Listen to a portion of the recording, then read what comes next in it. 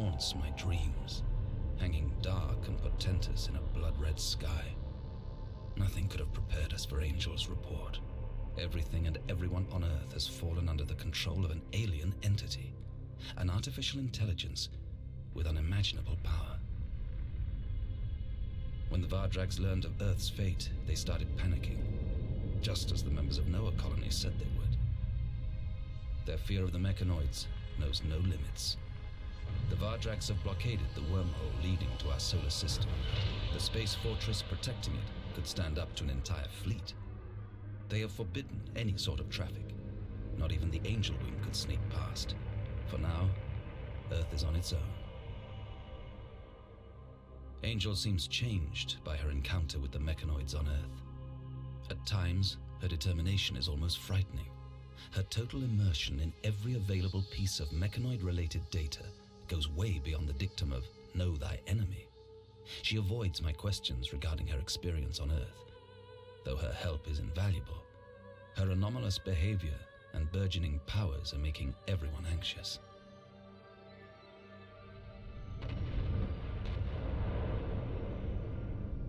In the midst of so much bleakness, some good news. Rear Admiral Norbank miraculously survived the destruction of the Rome. For his heroic actions, he has been awarded the Diamond Nova Medal. He will now have the opportunity to demonstrate his talent for leadership, heading a full-scale offensive beyond the Gorg trenches. This latest offensive was prompted by a discovery we made after the destruction of the Raptor's base. There were not one, but two wormholes in the wreckage field. One that led to the Noah system, and a second that links the site to a Gorg border province. The evidence against the enemy seems irrefutable. Rear Admiral Norbank intends to secure a foothold in Gorg territory on the Vardrag's behalf. Central Command have demonstrated their faith in me by enrolling me as a fully fledged officer of Noah Colony's Starhawk battle fleet. I will again have the honor of escorting Rear Admiral Norbank on his crusade. I have no doubt that he will provide me with another fine demonstration of how the big boys do battle. Greetings, Earthlings! My name is Zero Jake and welcome back to Nexus, the Jupiter Incident. Well, Captain, fate has once again brought us together. I hope the harsh realities of war have not left you jaded. Just be thankful that the horrors of the front line are left to tougher, more experienced men than yourself. The Gorgs won't know what hit them. I will lead my fleet into Gorg territory. Your orders are to accompany me. It will be a fierce battle involving large-scale deployments, so for your own safety, I must insist that you wait at a distance while I crush the Gorg fighters and destroy their border fortress. I will construct a command post to be used as a bridgehead in further assaults.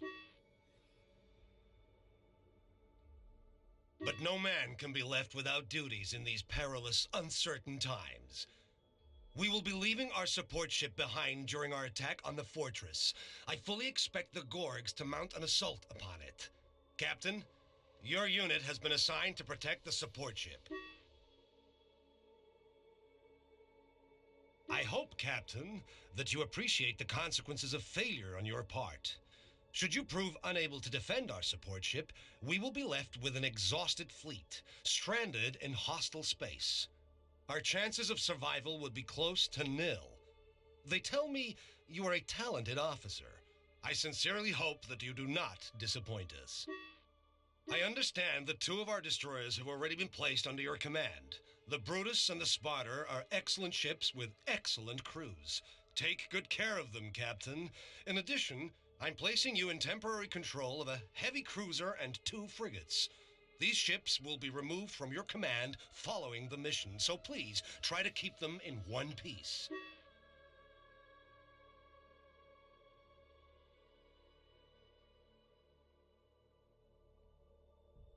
Well, Captain, I have duties to attend to. Don't let us down.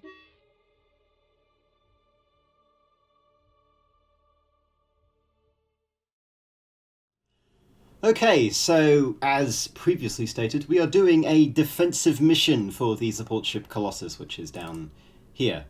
We've got the... No, that's the wrong thing. We've got our own fleet, lovely, the engineering cruiser and its support ships, and the Colossus fleet, which involves the Colossus and some cool tech called the Fortress Shield. We'll see that later. Now, because this mission is very difficult, especially on medium difficulty, because I'm used to playing this on easy, because that's the kind of person I am these days, we may have to retry the game several times. So what I'm going to do is, after we've got the loadout set up, which we'll do in a second, I will save the game. Then I will continue attempting the mission. The first time will be unedited, and then if I have to repeat some progress later, then that will be edited shorter, until we get a clean victory, which hopefully won't take me 2 hours. Now, here's an important fact. Even if I win the mission, I do not want to lose our new ships, either the Brutus or the Sparta, because if I lose the ships, they get reverted back to what they currently are, which is the base version, and they get no resource. So it's pretty bad if we lose them. Oh yeah, we have 2 new ships, the Brutus and the Sparta. We've got, of the Brutus, which is a recon ship, we've got Rudolf Voltman, the lead scientist. Yes, he's got 2 in science. See, we've got 1 in science, he's got 2 in science. You get the picture. He's going to be better at using a data scanner, but obviously he's in a destroyer, and destroyers are rubbish. They are really rubbish when it comes to large-scale deployments. But the ability to use a data scanner is pretty useful. He will always have a data scanner. That's his unique thing about his ship. Noting that Sparta, led by Francis DeLorean, has a heavy laser instead. Other than that, they are effectively the same. Now, first of all, we're going to go over to the Angel Wing, and we are going to get rid of everything, because we're going to completely revamp the ship design. So, first of all, right, we have a new type of energy shell, the bubble energy shell. As you can see, more damage, more precision, gives us better stuff. So we're going to have 2 of those. And then what we're going to do is we're going to have particle Gatling guns, which are the upgraded version of silver Gatling guns, right? So much better at killing things. However, you may notice that we don't have enough particle guns. Well, we can always do this, and then we'll get another one. I love exploits, they're amazing. It's not really, yeah, it is an exploit, but it's hardly anything. Anyway, so that's the primary weapon to start with. We've also got an upgraded flak system called the laser globe flak system. So we are going to replace 1 of our flak systems, because we do not have enough resources or copies of a laser globe flak system to... Well, no, we do. No, we don't. We have 1 more. Okay. That makes sense. Yeah, so 1 laser globe flak system. Very useful against fighters, which the enemy are certain to deploy because we're up against the Gorg. Next, we have a special engine. Ooh. This is the combat drive.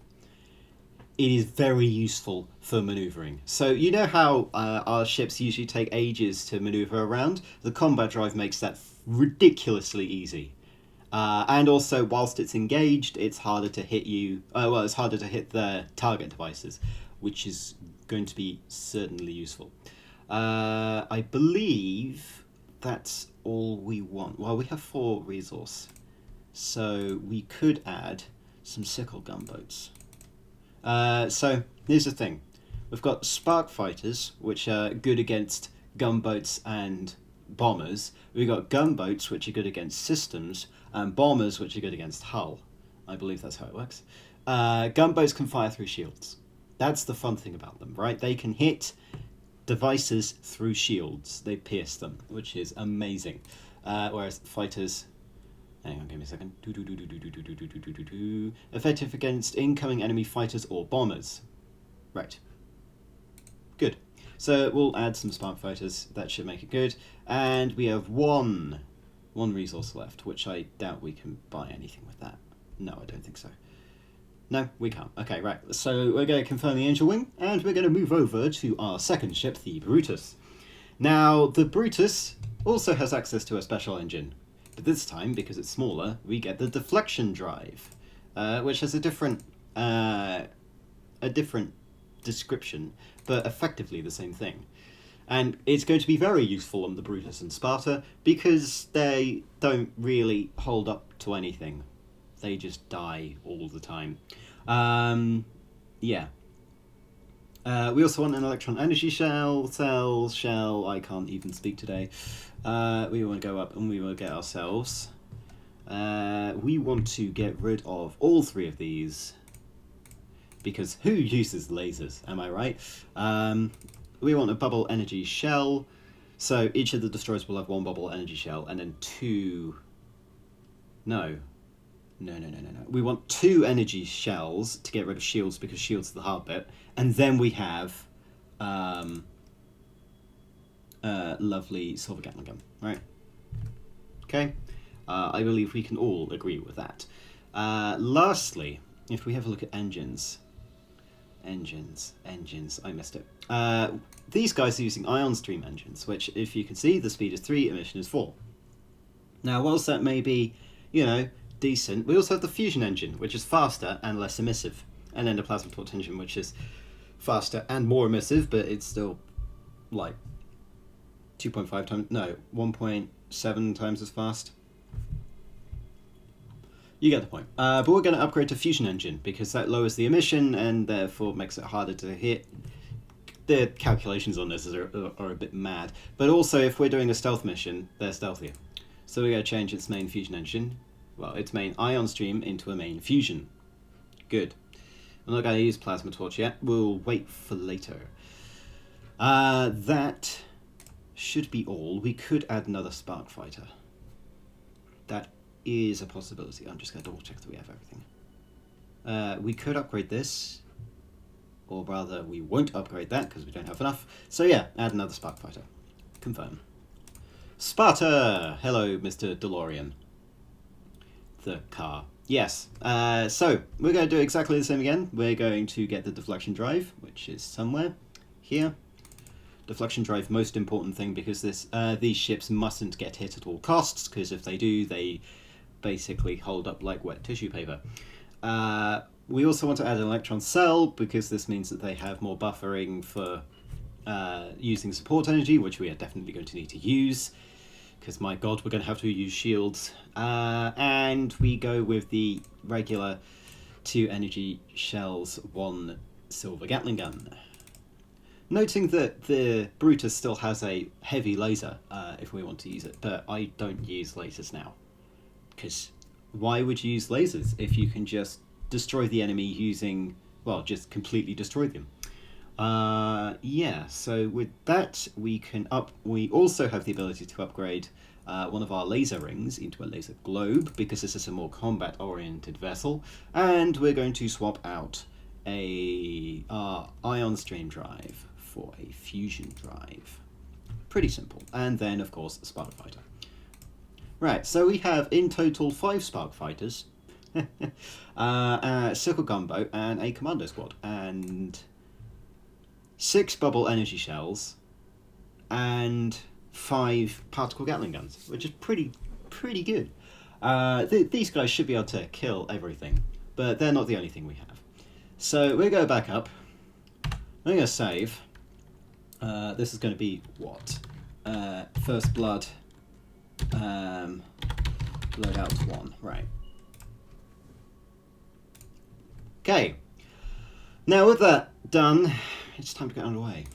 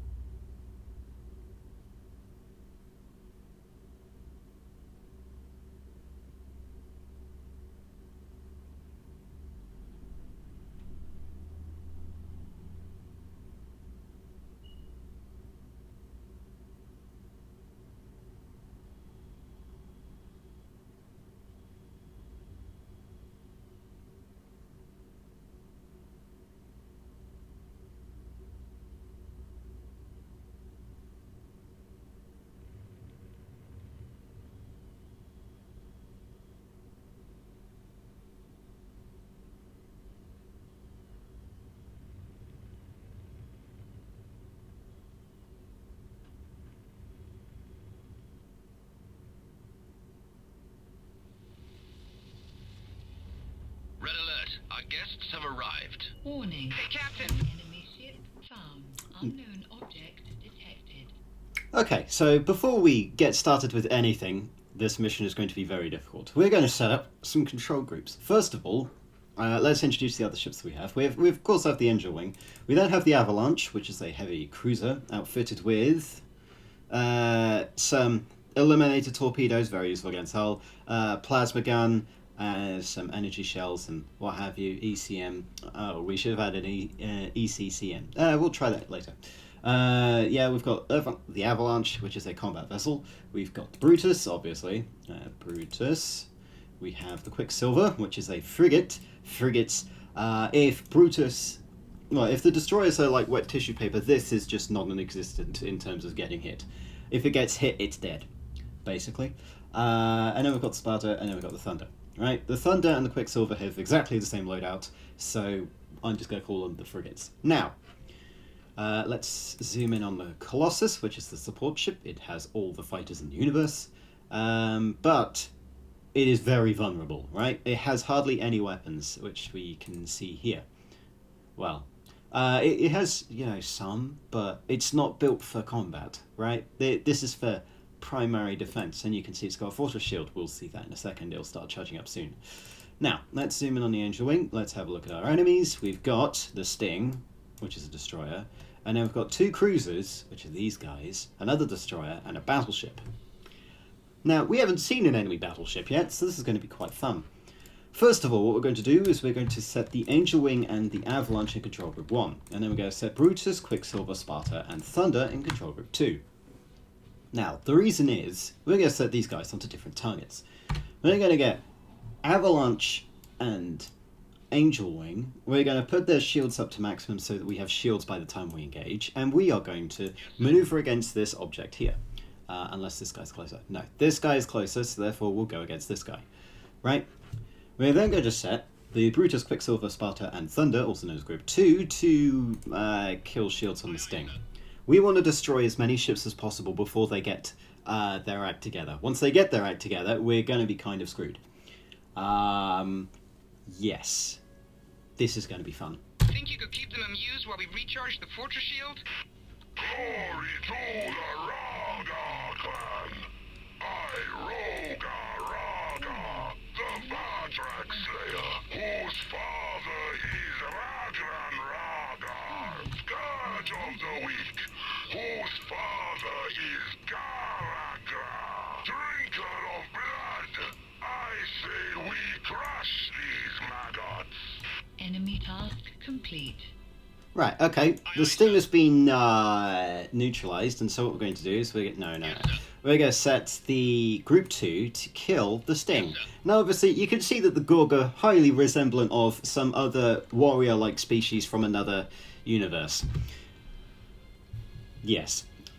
Anyway, we should be good. All of our shields up to maximum. We just don't want to get hit. What the hell are these guys firing? They're firing heavy Fortress lasers. shield activated. Captain, it'd be smart to order all our ships inside the shield. Okay, now, we've got a fortress shield. Now, I'm going to tell you how this works. When inside the fortress shield, your shields are effective 0, because you're inside a fortress shield, and the fortress shield is absolutely massive. Now, enemy ships can't get in, which is brilliant, right? Your ships can move freely in and out. Their projectiles can only go outwards, whilst ours can go in and outwards. It's fine.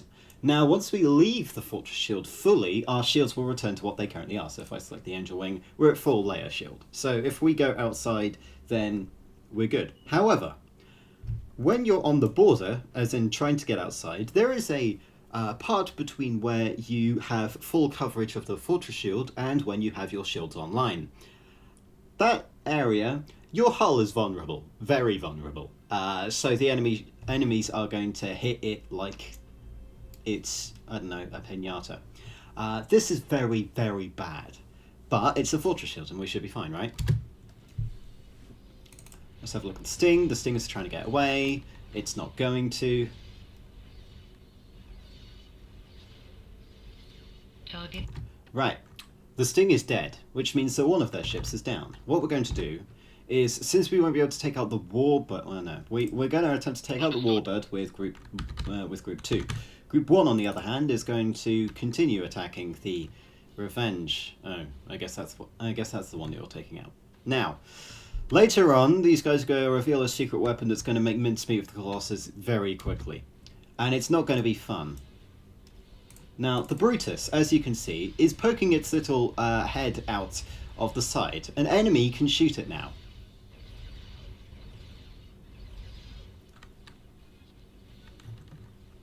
Who are you guys targeting? B. Warning. Incoming enemy bombers. Warning. Incoming enemy fighters. Right, they're deploying fighter squadrons, which is fun. We can deploy our own fighter squadrons. Because I don't really care about fighter squadrons, they're near useless at this point. So we're going to have them defend fleet. So that we can get rid of their bombers and so that they don't kill us. These are Gorg bombers. Lovely little things. These Gorg fighters. No, these Gorg fighters. These are Gorg fighters. Thank you. Fighters. Bombers. You get the picture. Now, I love freeze framing these things because it allows me to see things.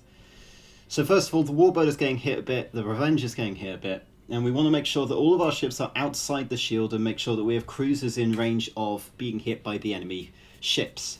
Because destroyers don't have much shields. Cruisers have a lot. As you can see, the Sparta is poking its head out and it's getting hit by everything, really. Its deflection drive got hit a bit. That's fine. That happens.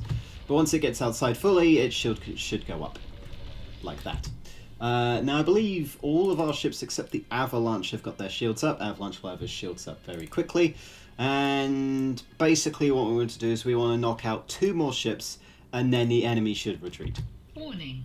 Our squadrons are under attack. Enemy squadron destroyed. We want to keep our fighters out as little as possible. Well, no, we don't want the entire squadron to be destroyed, because if they do, then that means I have to rebuy them, and that's just a pain in the neck.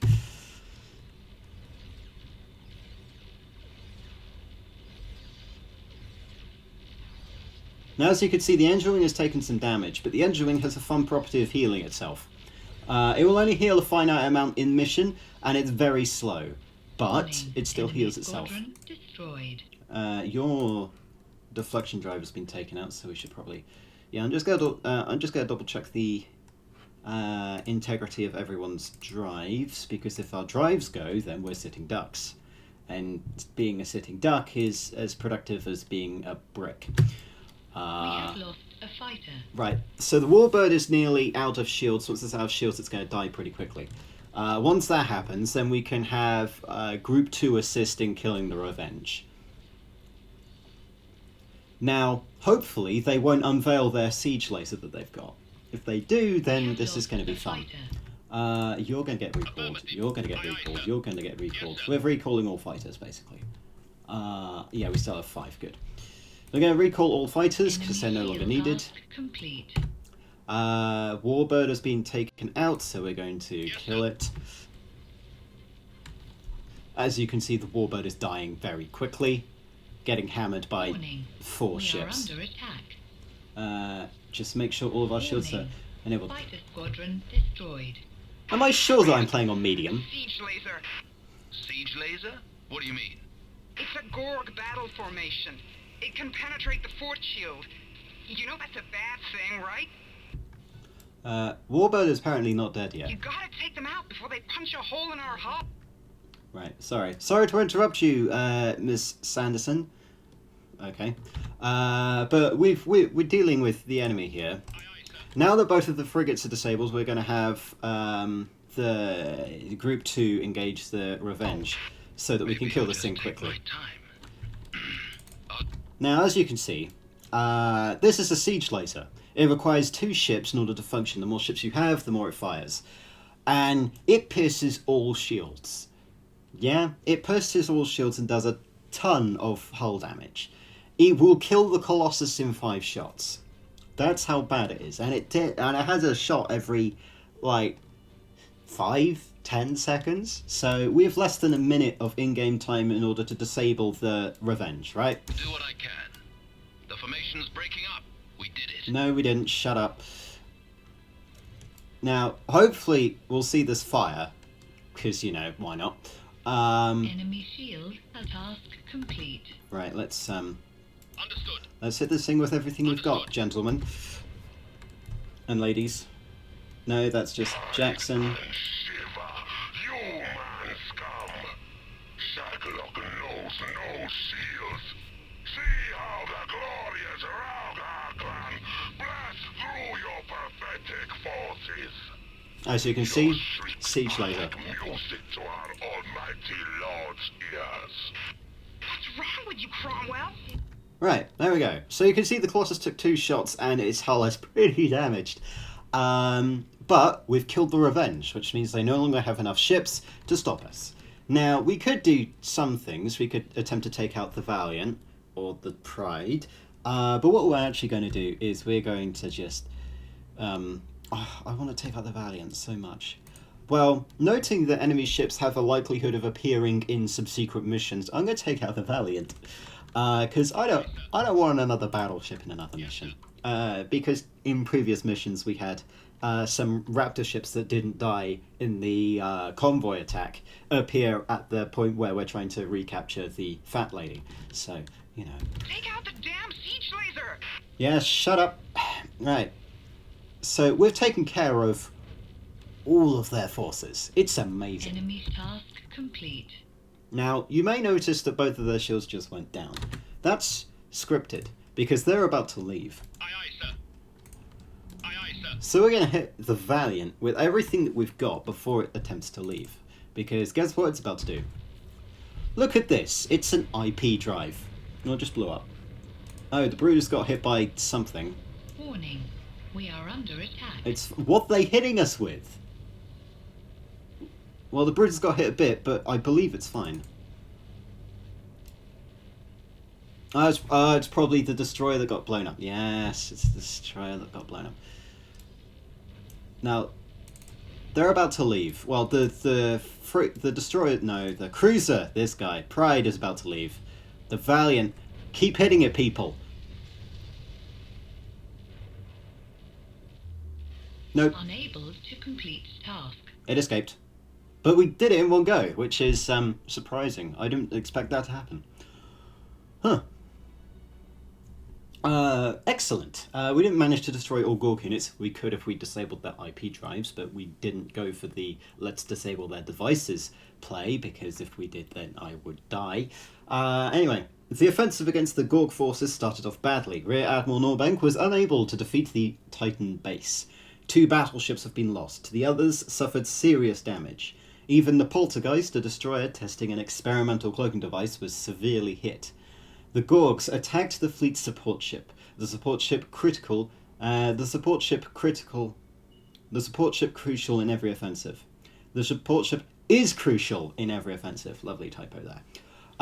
Thanks to Captain Cromwell's quick thinking and heroic actions, the support ship was saved. Our battleships will be able to undergo the necessary repairs, and our invasion will continue. Yada yada yada. We lost 8 Spark fighters and a sickle gunboat, even though I didn't deploy one. We spent 24 torpedoes, and that's because the Avalanche uses Eliminator heavy torpedoes, which is, you know, torpedoes are faster than missiles. They're very, very hard to hit, whereas missiles are longer range. We managed to destroy 3 ships, the Sting, the Warbird, and the Revenge, which is pretty good. We also managed to destroy 9 Gorg fighters and 3 bombers. So all of their fighter complement. No accomplishments, because no one notices our genius in pulling off that maneuver. Anyway, that will be all in this shorter than I planned episode, because I did it on first try. It took me 19 tries to do it first time. Maybe it's because I already know what to do. Or maybe it's luck. I think it's luck. Anyway, until next time, my name has been Zero Jake. End transmission.